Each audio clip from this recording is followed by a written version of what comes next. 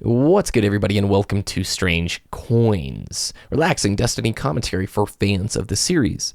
Today we're talking about why I think events are paramount, critical, and super important to Destiny over the course of the next year, and how drip feed, that style of content can be used to foster more and better events that get people onto Destiny together playing and earning rewards that aren't game-breaking, but rather desirable, cosmetic things that folks would like.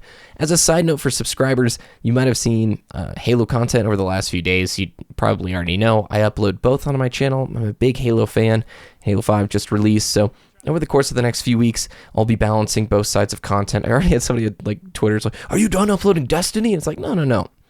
The series that you've come to see on my channel, Destiny the Show, weapon reviews, PvP tips, Strange Coins, all of that is going to continue. And I'm uploading both in tandem right now. I'm curious to see what staying power Halo 5 has. Right now it's that honeymoon period where we're all very much enthused with the game, but it'll be interesting to see how much of a lifespan that it has. I think a lot of Destiny players are here because of Halo. The reason I paid attention to Destiny before the alpha was because it was a Bungie game. As Luke Smith has said before in interviews, Bungie sort of has that special sauce for shooters. They really know how to make shooters that have impact, have just this weight to them that mean a lot to cultures and create communities out of them. It's the whole reason why a lot of people are paying attention to Destiny in the first place is they probably played Halo 1, 2, or 3, maybe ODST and Reach if you're a little bit later on. But let's talk about events. So the Festival of the Lost event just happened in the tower. It's going on for another week and a half. It's a Halloween event. The whole tower has been redecked. You can earn cosmetic masks. There's engram masks. There's boss masks like Skolas and Atheon.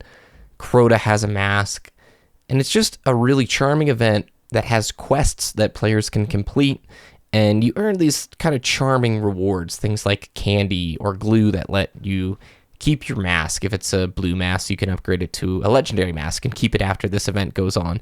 Or maybe a consumable that's going to help speed up the development of your heavy machine guns. Things like that. But it's just a cool little event that nobody expected. They went all out for it. And what's interesting is last fall they did this too. When Halloween rolled around, everybody got 3 jack-o'-lights. There's it's a consumable, you can actually earn it in this event. Turns your head into a pumpkin, and you're a jack-o'-light, basically. And it's really funny. Sometimes your head clips through it or whatever, and it lasted 30 minutes. It was very out of the blue. That Bungie did that last Halloween. They didn't really talk much about it. I don't even know if it was in the weekly update. People liked it. People enjoyed it, but we haven't seen anything like that since that time. And now Festival of the Lost rolls around again, and we're like, oh, cool. They went all out on this. Why this event is so telling and why it matters is it gets people talking. It gets people back logging into Destiny if, let's say, they were taking a break. Or I know for myself, I was feeling that Halo 5 hype, so I was playing some MCC. Maybe after, Iron Banner, I was petering out a little bit. I needed a little break. But then Festival of the Lost comes around. It's like, oh man, let's hop back in the tower. There's some really cool stuff to do. Oh, I want that mask. All right, you want to do this quest and see what we get? You want to fill that bag of candy? So you get players back together doing something that's pretty cool. In a way, I feel like Dark Below and House of Wolves were events themselves, and I'll touch on that in a second. Last year when the game launched, there was this thing called Queen's Wrath. Now, old school Destiny players, shout out in the comments if you remember the Queen's Wrath event. It was a PvE event, and it was only available for a week. We've never had it since.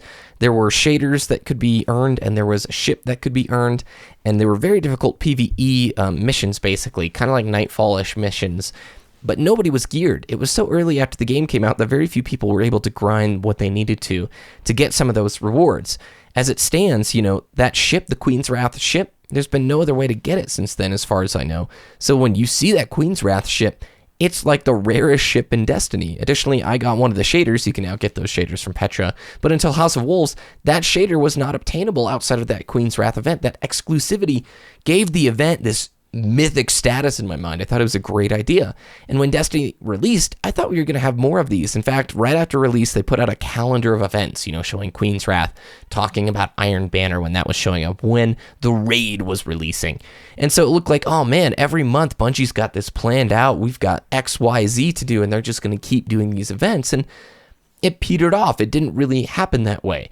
Now, when I look at Dark Below and House of Wolves, they actually were kind of events. Everybody hopped on for about a month and did all that new activities. Maybe it was a little bit less for Dark Below. I think Dark Below, you could finish with most of the content in a couple of weeks, excluding hard mode. And House of Wolves, let's be real, if you were waiting for that different Prison of Elders curated content, but the story the story missions, I almost said content twice, the story missions, you could beat in a single afternoon.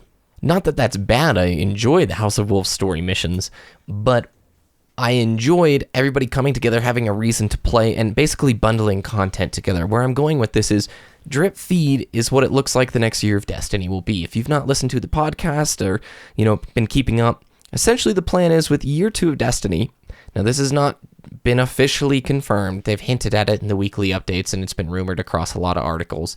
For year 2, it doesn't look like they're going to do a DLC 3 or DLC 4, like selling a Vex DLC and maybe a Cabal DLC like we thought, Instead, they introduced the Eververse Trading Company, the microtransaction store, and the funds from that are going to go towards the live content team. But Bungie put together a live content team for this year, which is different than last year. They only had about 4 people on live content team last year, according to one of the weekly updates. This live content team is going to deploy missions and story content over the course of the next year before Destiny 2. What that content is, we don't really know. We can only speculate on what we've seen so far, like the Black Spindle mission, No Time to Explain, the Sleeper Simulant. Basically, these little timed events that are secrets within missions, and you go on little quest lines to earn exotic weapons. That is what we've seen so far. Additionally, with the Festival of the Lost, they added a new PvP map to the game, so they're just adding little bits and pieces here, which is all good. I really, really like that. But there's something to be said about bundling things together like Dark Below and House of Wolves, building up the hype. We get little bits of news about the DLCs, and then on launch, everybody comes back together, and for a few weeks, you're just playing hard for it. Since we're probably not getting that in year 2, I'm a little bit worried about drip feed. I really think it's important that we have bundled content together, not little bits and pieces being delivered over time, but rather bundle it up and launch something big at once, like an event. Now, Kotaku released a giant article about a week ago with some behind-the-scenes information about the development of Destiny. Sources didn't give their names, so we don't know how much is true and what is just sort of hyperbole.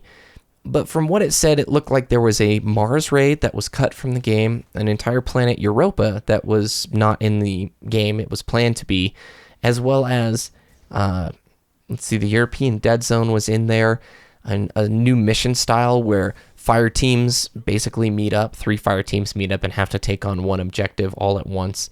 Now, when I say it was cut from the game, it didn't make the cut, it didn't have the time, none of that stuff is finished, they were working on it, we're wanting to have it in the game. I think over the course of the next year, we'll probably see a Mars raid, we'll probably see Europa, we'll probably see the European Dead Zone being added back into the game, but my hope is that they do it in a way like the Festival of the Lost, where it's this organized, planned little package that brings together a lot of people and gives the hype. As much as I've enjoyed the Black Spindle or, Sleeper Simulant quest lines, I'm getting a little tired of, being at work and looking on my lunch break at Twitter. Everybody's losing their minds because they're like, dude, this secret mission just showed up. You got to get on today, tonight. You got to do it today because it's gone and it won't be back for 5 weeks. And if you do it, you're going to get this cool exotic weapon. As cool as that idea is, as nice as that idea is, I would love it if I had a couple of weeks to take care of it. And why I think Festival of the Lost is a great idea, it lasts 2 weeks. Yes, at my leisure, at my time, I can pick when I want to go in and complete those complete those quests for the event and do what I want to do in a little bit of my own time frame. If the next year, or at least the next 2-3 months of Destiny just looks like unlocking a secret mission that's only available for a small amount of time and the reward is an okay exotic weapon, then I'm a little bit worried about drip feed content. Now, all that, worrying aside, I think Bungie has this under control. And I do think they're going to put together more events. And I think we're going to see some pretty large releases from drip feed content. I don't for a moment believe Bungie expects us to just play King's Fall and raid until the next year when Destiny 2 releases. I could be wrong. So what do you think about drip feed content? Did you play in the Queen's Wrath event? In fact, would you prefer to have a mission maybe every 2 weeks, or would you rather them hold off and release 3 at once and make them available for a little while? I'd like to know your feedback down below. Thanks everyone for watching. Have a great day, and we'll see you next time.